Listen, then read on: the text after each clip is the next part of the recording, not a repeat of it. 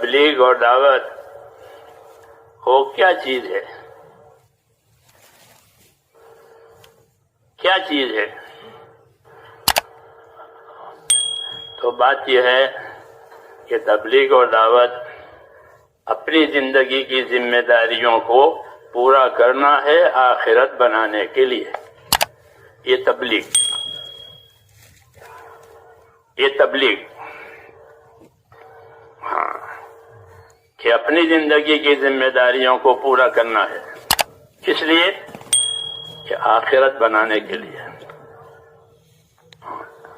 یہی تبلیغ ہے کہ اللہ نے ہم پر کیا ذمہ داریاں ڈالی ہے، اس کو سمجھنا، سیکھنا اور پھر اس کو آخرت بنانے کے لیے پورا کرنا۔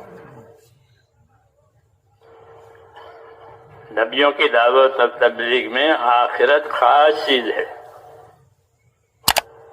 وَأَخْلَصْنَاهُمْ بِخَالِصَةٍ ذِكْرَ الدَّارِ، انبیاء کرام کے بارے میں یہ فرمایا کہ آخرت کے بارے میں ہاں یہ حضرات پوری طرح یکسو ہوتے ہیں، کچھ نہیں چاہتے دنیا سے۔ فرمایا میری مثال تو ایسی ہے کہ کوئی مسافر کہ جنگل میں جو سفر کر رہا ہے، راہگیر ہے، وہ کسی درخت کے سائے کے نیچے تھوڑی دیر بیٹھ جائے، سستا لے اور پھر اپنا راستہ لے۔ ایسا ہمارے دنیا کا قیام ہے، یوں فرمایا۔ تو میں نے یہ عرض کیا آپ حضرات سے کہ بھئی تبلیغ دعوت کیا چیز ہے؟ کہ اپنی زندگی کی ذمہ داریوں کو پورا کرنا ہے آخرت بنانے کے لیے،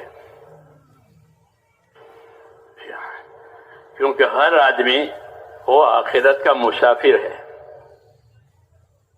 جدہ کا مسافر جدہ کی طرف جائے گا، بمبئی کا مسافر بمبئی کی طرف جائے گا، تو ہی وہ مسافر ہے، ورنہ وہ بھٹکا ہوا ہے۔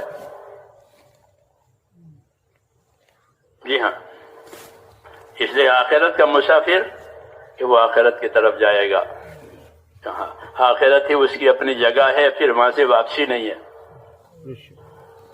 مسافر کی واپسی ہوتی ہے، چاہے دنیا کا سفر کرے کہ دین کا سفر کرے، پھر واپس آتا ہے۔